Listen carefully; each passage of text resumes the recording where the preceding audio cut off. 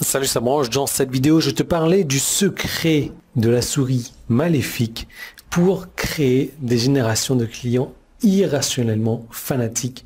Je te montre comment tu vas pouvoir appliquer ça également dans ton marketing. Monter est en train de s'envoler. Pendant que on balance l'intro, tu t'abonnes à la chaîne YouTube. Si c'est pas encore fait, tu actives les notifications pour recevoir les vidéos quotidiennes parce que ça fait 5 ans que ça dure et on démarre tout de suite.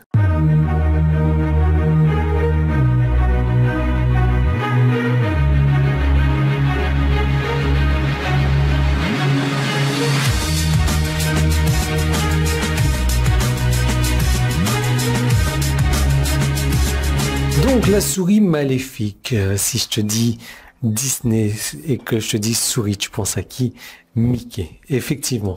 Donc en 2017, tu sais, quand j'étais en train d'écrire mon premier livre, et j'ai bien écrit mon premier livre parce que je suis en train d'écrire le second déjà, j'ai repensé aux Easter eggs dans les jeux vidéo. Donc c'est quoi les Easter eggs?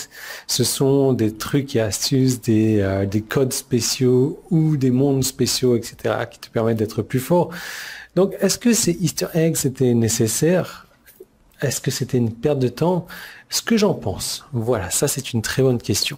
Ces Easter eggs, c'est des choses que 90% des gens ne verront pas, mais les 10% qui les verront chériront davantage des histoires, deviendront de plus grands fans de ces histoires. Et depuis, j'ai encore mis plus de ces Easter eggs, donc on va traduire par œuf de Pâques, dans la plupart de mes vidéos, dans la plupart de mes contenus. Et tout ça m'a aidé à créer une base de fans et de clients beaucoup plus fidèles, beaucoup plus forte, beaucoup plus fans de ce que je fais et beaucoup plus prospères. Et si tu penses que c'est juste un coup de chance, détrompe-toi. Au jour d'aujourd'hui, j'ai vu comment Disney World fait ça, en tout cas depuis des décennies, pour construire sa base de clients irrationnellement fanatiques. Et un faible pourcentage des gens remarqueront ces trucs. On va peut-être parler de 10% des clients Disney.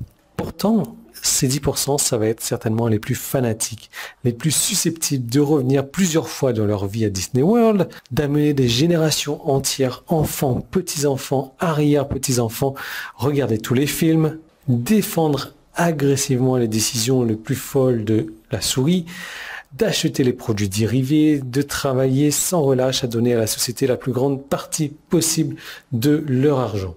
Alors juste pour la petite anecdote, moi personnellement je suis également un fan de Disney, sinon je te parlerai pas de tout ça. J'ai été voir Frozen 2 au cinéma la semaine dernière que j'ai vraiment adoré. La souris maléfique fait également ce genre de choses-là depuis plusieurs années déjà, comme le fait d'utiliser des vraies plantes dans leur parc. Une chose que seulement 2% des gens remarquent. Ou également le fait d'appliquer une nouvelle couche de peinture dorée quotidiennement sur leur château. Et la liste continue. Et ces petites choses minuscules qui sont en apparence insignifiantes, qui sont souvent effectuées au détriment d'un coût suffisant pour faire frémir les comptables malheureusement, parce que ça peut pas être suivi, ça peut pas être mesuré, et ça donne à la marque beaucoup plus d'importance, beaucoup plus de puissance et beaucoup plus de suivi. Même si on ne peut pas mesurer, suivre, tester ces choses-là. Mais montre-moi une entreprise qui fait ça, qui a une méthodologie pour ça, et je vais te montrer une entreprise qui a une marque que les gens suivent, que les gens achètent, que les gens adorent et où les gens sont fans. En ce qui concerne ma méthodologie, je peux t'aider. J'ai mes propres manières de faire les choses, comme tu le sais, mais ces choses sont dans ma tête, j'en ai créé une méthodologie, je peux quand même t'aider avec tout ça parce que c'est des principes que tu peux appliquer. Et non, ça va pas être des trucs de super ninja, etc. Pourquoi? Parce que les trucs de super ninja, ça va être pour les amateurs, ça va être pour les débutants qui recherchent les trucs et astuces. Les professionnels, ils recherchent la sagesse. Donc je ne m'adresse pas ni aux débutants, ni aux amateurs. Quoi qu'il en soit, si tu es fatigué de courir après des trucs et astuces et que tu veux avoir un business solide, alors je peux t'aider. Ou pas.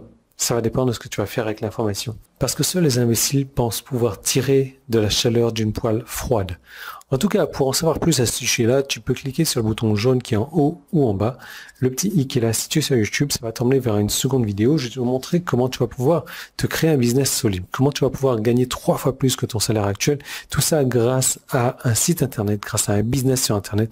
Donc tu cliques tout de suite sur ces boutons. Je te retrouve tout de suite dans cette seconde vidéo.